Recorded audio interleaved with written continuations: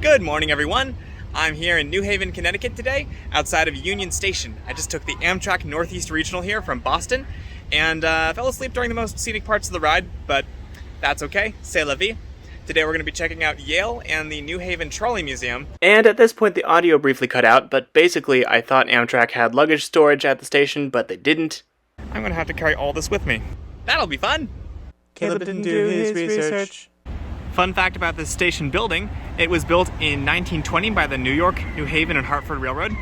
And originally, when Amtrak first started operating the line, this was the end of the electrification, so they would switch over to diesel locomotives for the rest of the journey to Boston. However, with the advent of the Acela Express, the station now offers full electrified service all the way to Boston. And speaking of Boston, you can see my adventure there on Miles' channel, link in the description.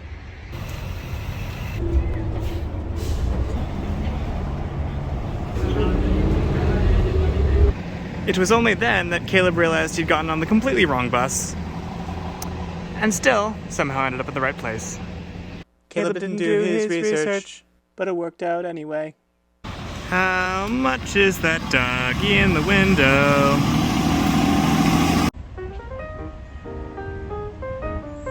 So now we're walking back towards the old campus, we being me and my luggage. This video is sponsored by whoever is going to give me physical therapy after this is all over. So this fancy building is the Yale University Collection of Musical Instruments, which I didn't know existed, but apparently it has public viewing hours that are not right now, sadly.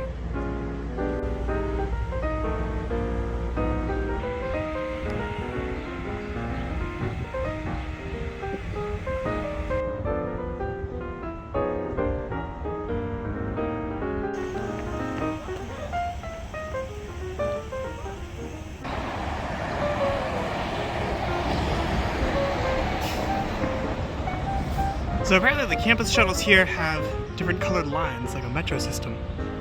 It's pretty cool. So here's the old campus, or at least what we can see of it through this fence. So apparently there might have been a accessible entrance to the old campus that's open to the public. Caleb didn't do his research. But don't actually have time to find it because I need to catch the bus to our next destination, the Shore Line Trolley Museum. So we're now on the New Haven Green next to the Harvard campus, as you can see on this sign. Part of a long-standing New England tradition to have a grassy common space in the middle of town, which I think is a lovely idea. So first impressions of Yale, lovely campus. Great assortment of old buildings and history, and apparently the school has turned out quite a few notable alumni, including Presidents William Howard Taft and George H.W. Bush, CNN host Anderson Cooper, children's book illustrator Sandra Boynton, Justice Brett Kavanaugh, and famous brain surgeon Ben Carson. Also having been to both Yale and Harvard on this trip, Harvard being in the video I did with Miles, I'd have to say that Yale has the better campus.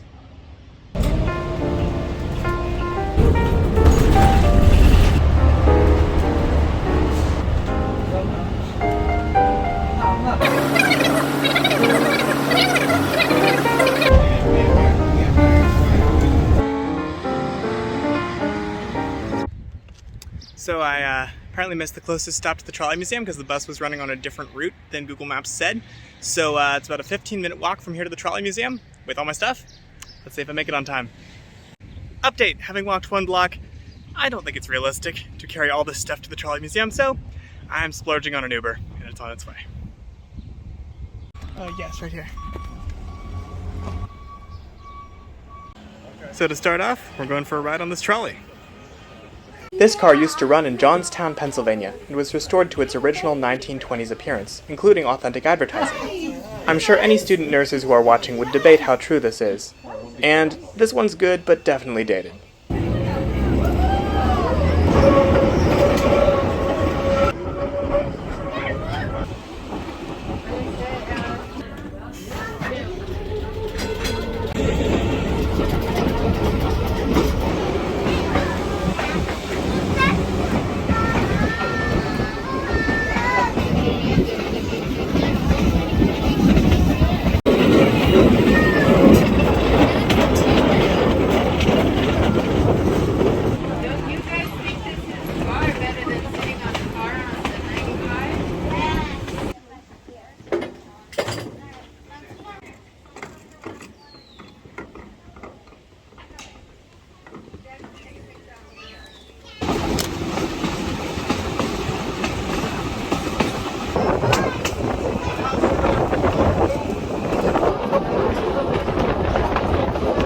Once we had ridden the bulk of the trolley route, which is, by the way, the oldest active trolley line in North America, we toured the museum's collection of historic streetcars.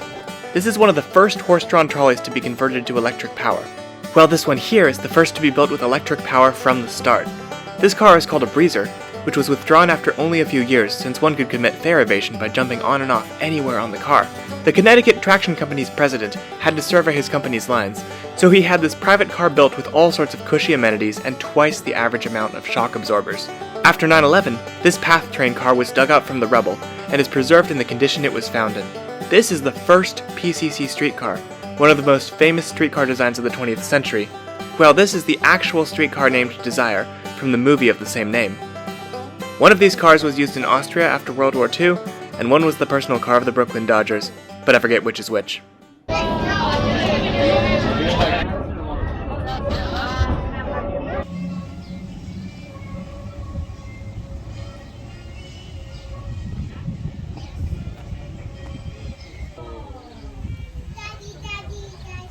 The trolley station was filled with a series of small exhibits on trolleys. Apparently back in the day, people would go on trolley holidays, long and involved adventures across well-serviced trolley networks, where one could stop numerous times along the route to explore local attractions. I personally think they were onto something. There were also a pair of model railroads, one of which was very loud.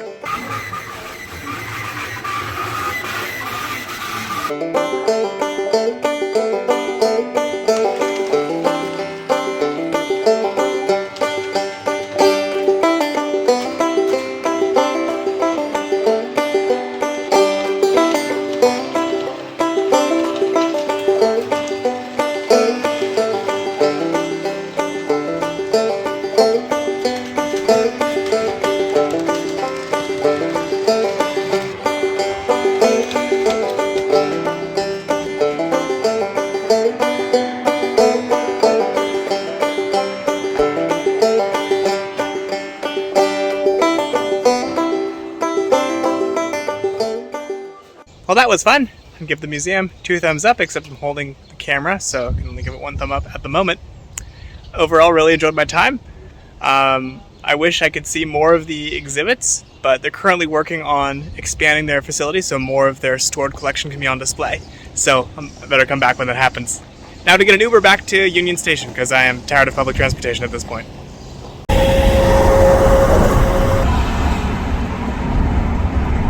So now I'm back in Union Station, and I got myself a Subway sandwich, not sponsored, and then I got about 45 minutes until my train.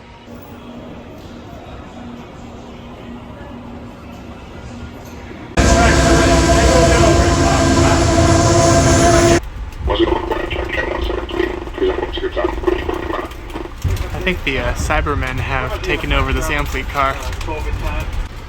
And now I'm back on the train. Thanks for joining me on an adventure in New Haven. Be sure to subscribe if you haven't already, and I'll see you in the next adventure.